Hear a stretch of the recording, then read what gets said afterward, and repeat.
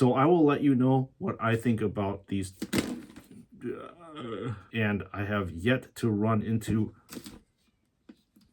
Welcome on in, Blood Angels, Horus Heresy fanatics. This is Sprues and Studs, and we are almost out of Horus Heresy Blood Angels releases. There is only one more, which is going to be Raldoran, and that is it for the initial releases of the Blood Angels Horus Heresy line. So in this review, we are going to be taking an in-depth look at the Dawnbreakers Champion as well as the regular Dawnbreakers unit. So join me in the review. Always starting off with the helmet area. One of the more striking things about this action figure is this two-tone helmet this unit is rocking. The two-tone choice does make sense where the gold represents probably a sunrise as well as maybe the Dawnbreakers themselves, and the black part of the helmet represents the receding night or evil on the arrival of these units. The lenses are painted a glorious and vibrant metallic red, which is a nice contrast to the rest of the colors of the helmet. Now moving down to the broad shoulders of this action figure, in general, I like how the pauldrons bear a cohesive black and gold pattern, where you have predominantly a black backing on the top and then gold outlining on the bottom. It would appear that the right pauldron sports a close support or fast attack pattern,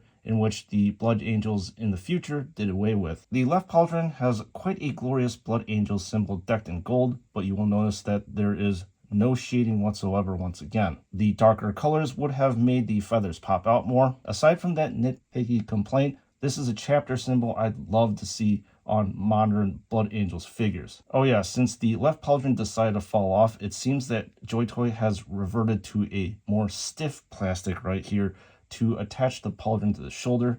Gone are the limp, flaccid pauldron joints that cannot perform under stress. Arms-wise, at least there is some color variation with the black elbow pad, as well as this fancy design on the forearms to break up the red of the matte armor. The chest is rather bland looking and unadorned, except that JoyToy went a little bit too overzealous with the clear coating over here. You can tell that there is some depth because of the shading that has been applied to the center of the chest, but it seems like it's a really weird position to put shading. Thankfully, the lack of detail gets broken up by this golden design that is at the bottom of the chest plate. Torso-wise, just like with any other Space Marine, there's nothing much to see here aside from this black stripe that runs from the chest to the waist area. Now, the belt region is rather plain in that there are no frag or crack grenades, nor pouches that are hanging down from this area, or you would see plenty of those weapons of war on other Marines. Now clearly you have a prominent Blood Angels chapter symbol with a belt buckle,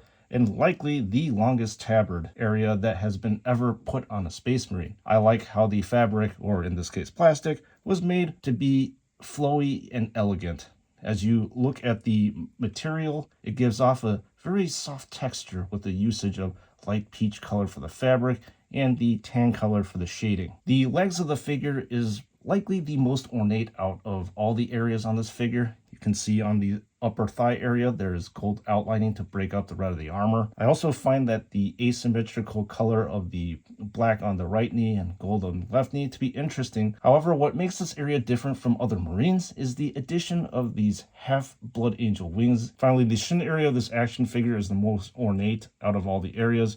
You can see these elegant golden vine-like designs all over the front of the shin. The back area on this Marine is as barren as the deserts of Baal, but once you attach this Warhawk jump pack, this all changes. Clearly, this jump pack is completely massive and pretty much dominates the whole entire Marine with its unique and very archaic look. I love the color balance on this jump pack with the usage of the black for the body of the jump pack, the very weathered gunmetal areas for the tri-engines, and the gold to accent the center of the backpack, as well as these golden wings right here. However, I do find it curious that the center of the blood tier is completely black instead of metallic red. Unique to this unit is this falling star pattern power spear. I really love the weapons that GW decided to give the Blood Angels units for the Horus Heresy.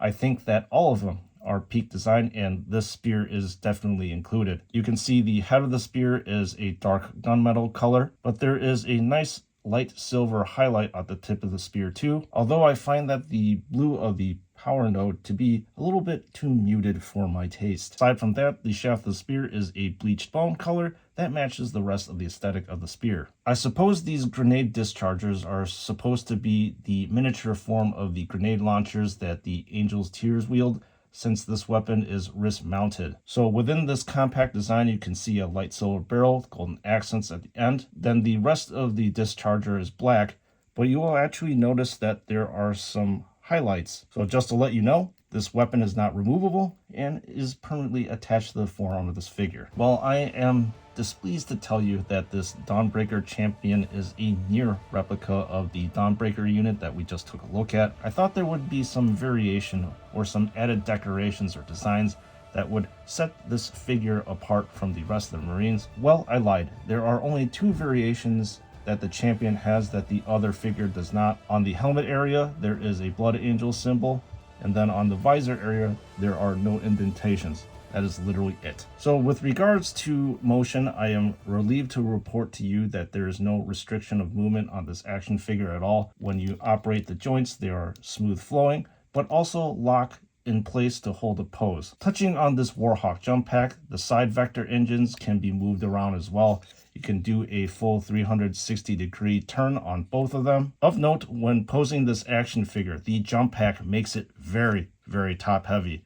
You can pose this figure as freestanding, but you'll kind of need to make it lean forward to counteract the weight in the back. You can also opt to use this power spear as a third leg if you want to keep the figure more balanced. So that is why JoyToy provided these stands that you would typically find on a figure with a jump pack. So speaking of jump packs, I just wanted to do a very quick size comparison between the Warhawk jump pack and these 2 regular jump packs that you find on the Angel's Tears as well as just a Primaris Marine. Just look to see how massive this Warhawk jump pack is compared to the rest of the examples of other jump packs. When transposing the Primaris jump pack on top of this Warhawk jump pack, you get to see how big the Warhawk jump pack is in the back. So let's do a quick size comparison for this Dawnbreaker against the Blood Angels Legion Praetor. You will see that the Legion Praetor does tower above this action figure. Putting the Angels tier unit next to the Dawnbreaker, you will see that this Dawnbreaker is the same size as the Angels tiers. Putting a 40k Space Marine next to this Dawnbreaker, you'll see that these are actually the same size, which would mean that if you put Lieutenant Titus next to the Dawnbreaker,